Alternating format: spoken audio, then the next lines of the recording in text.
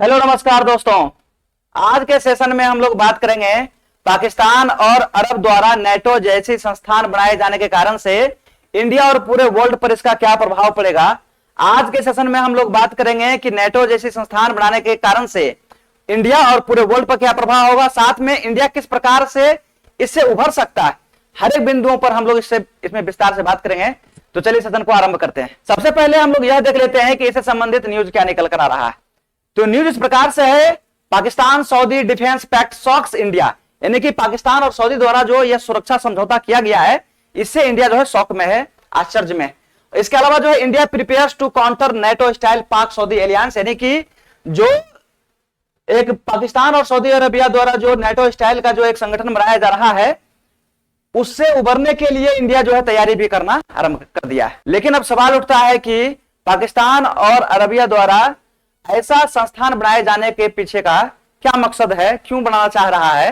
तो इसके पीछे का कारण है, जैसा कि आप लोग यहां पर न्यूज में देख सकते हैं कि Pak Saudi Arabia sign NATO style defence pact after Israel strike on Doha, यानी कि जब इजराइल द्वारा कतर की राजधानी दोहा पर स्ट्राइक किया जाता है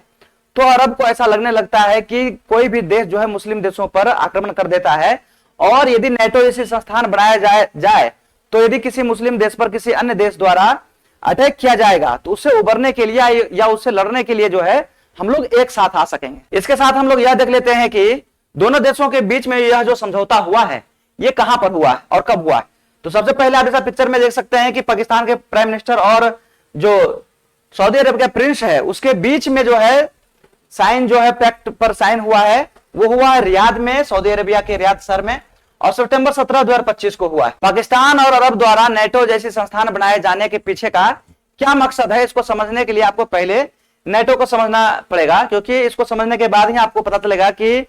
पाकिस्तान और अरबिया द्वारा ऐसा कदम क्यों उठाया जा रहा है। तो नेटो का मतलब हो गया नॉर्थ अटलांटिक ट्रीटी ऑर्गेनाइजेशन, और इसके आर्टिकल 5 में इसका परिभाषा जो है लिखा गया है, इससे आपको स्पष्ट हो जाएगा। तो an armed attack against one or more of them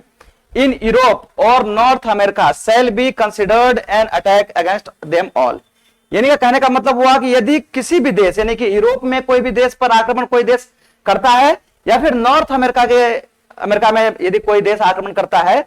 तो किसी देश पर आक्रमण करने के बाद वो समझा जाएगा कि वो पूरे यूरोप पर आक्रमण किया गया है या पूरे नॉर्थ अमेरिका पर जो है आक्रमण किया गया है। इससे फायदा क्या हो जाता है, कोई देश उससे भिड़ना नहीं चाहता है और उस पर जो है कोई देश यानी कि आक्रमण नहीं करता है। तो ऐसा ही सोच जो है इस्लामिक जो नेटो बनाने का प्रक्रिया चल रहा है, यह भी मुस्लिम देशों का ऐसा सोचना है कि यदि कोई देश मुस्लिम देशों पर आक्रमण करता है और सभी मुस्लिम देश एक साथ आकर उसका जो है सामना करता है, तो कोई देश अगली बार जो है ये हिम्मत नहीं कर पाएगा कि किसी मुस्लिम देश पर आक्रमण किया जाए। तो चलिए, अब तक हम लोगों ने देखा कि नेटो जैसे संस्थान बनाए जाने के पीछे का कारण क्या है, पाकिस्तान और अन्य मुस्लिम देशों को ऐसा क्यों लगा कि नेटो जैसे संस्थान बनाए जाने का आवश्यकता है, इसके पीछे का कारण को हम लोगों ने देखा है।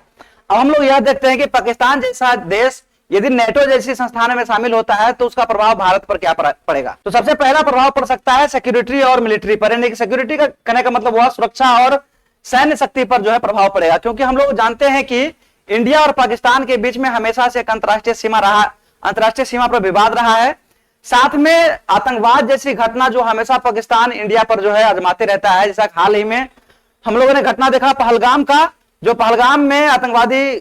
जो क्रिया किया गया वो भी पाकिस्तान द्वारा ही किया गया था। साथ में दोनों देशों के बीच में जो जल समझौता यानी कि जो जल समझौता हुआ है उसको भी प्रभावित करेगा, क्योंकि पाकिस्तान का आर्थिक व्यवस्था हम लोग जानते हैं काफी कमजोर है अभी, और जैसे ही उसकी आर्थिक व्यवस्था काफी कमजोर है तो अरब देश यदि उसको पैसा से मदद करता है तो पाकिस्तान अपने सैन्य शक्ति को बढ़ा सकता है, और टेक्नोलॉजी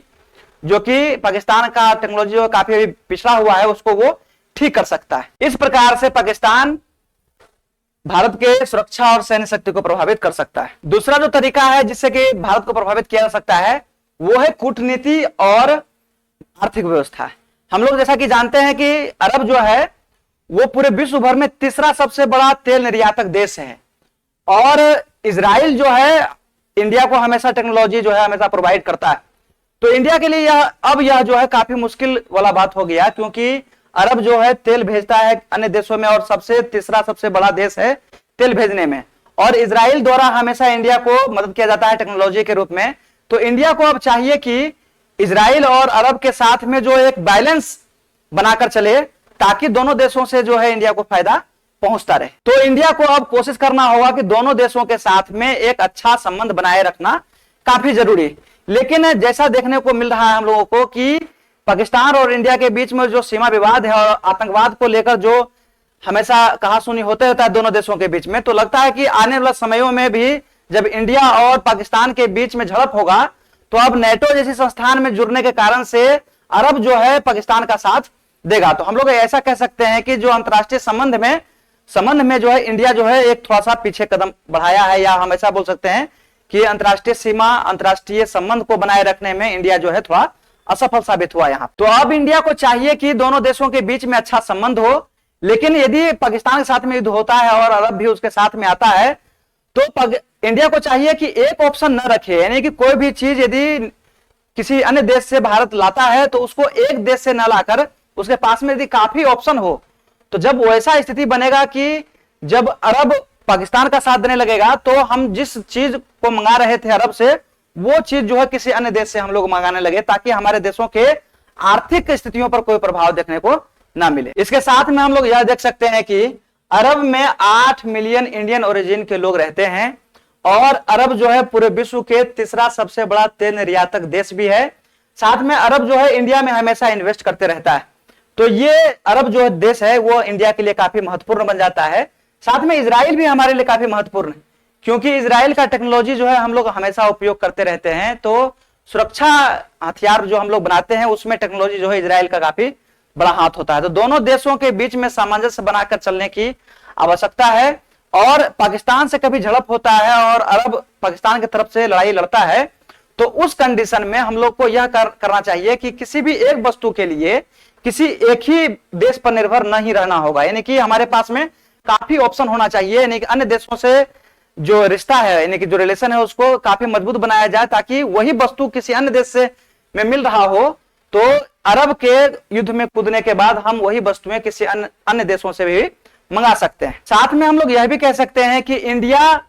जिसमें कि इतना बड़ा संख्या में जनसंख्या रहता है, उन देश को आत्मनिर्भर होना काफी जरूरी, यानी कि जो भी वस्तुएं हम खुद से बना सकते हैं, जो हमारे देश के इंजीनियर्स या फिर वैज्ञानिक जो हम वस्तुओं को बना सकते हैं, वो वस्तुओं को हम लोग इंडिया में ही बनाए, ताकि इतना बड़ा पॉपुलेशन होने के कारण से यदि हम वस्तुओं को यहां पर ही बनाएंगे तो लोगों को रोजगार भी मिलेगा, और साथ में यदि किसी अन्य देशों के साथ में झड़प होता है तो उस वस्तु के लिए हम किसी अन्य देश पर निर्भर नहीं करेंगे। अब हम लोग आगे यह देख लेते हैं कि इससे पूरे विश्व को क्या प्रभाव डालेगा। तो सबसे पहले हम यूएसए पर प्रभाव को देख लेते हैं। तो यूएसए पर प्रभाव इस प्रकार से डालेगा कि जो मिडिल ईस्ट का जितना भी देश है उस पर यूएसए का जो है अभी एक कंट्रोल रहता है। लेकिन यदि अरब और पाकिस्तान मिलकर जो है नेटो जैसी संस्थान बनाता है तो जो कब्जा यानी जो कंट्रोल अमेरिका का सऊदी अरेबिया यानी कि मिडिल ईस्ट कंट्री पर है वो जो है धीरे धीरे खत्म होता हुआ दिखाई देगा, और इजराइल देश है उसका प्रभाव भी जो है धीरे धीरे इन देशों पर घटता हुआ दिखाई देगा। अब हम लोग यह देख लेते हैं कि इसका प्रभाव पूरे विश्व पर क्या होगा। तो सबसे पहले देखते हैं अमेरिका पर इसका प्रभाव क्या होगा। तो जैसा कि हम लोग जानते हैं कि मिडिल ईस्ट पर अभी प्रभाव जो है काफी यूएसए का है। हम ऐसा कह सकते हैं कि यूएसए जो है पूरे मिडिल ईस्ट को कंट्रोल करता है। लेकिन यदि अरब पाकिस्तान के साथ में नेटो जैसे संस्थान में जाकर मिलता है तो धीरे धीरे जो कंट्रोल यूएसए का है मिडिल ईस्ट पर वो धीरे धीरे कंट्रोल जो है कम होता हुआ दिखाई देगा। अब हम लोग यह देख लेते हैं कि इसका प्रभाव चाइना पर क्या होगा। तो जैसा कि हम लोग जानते हैं कि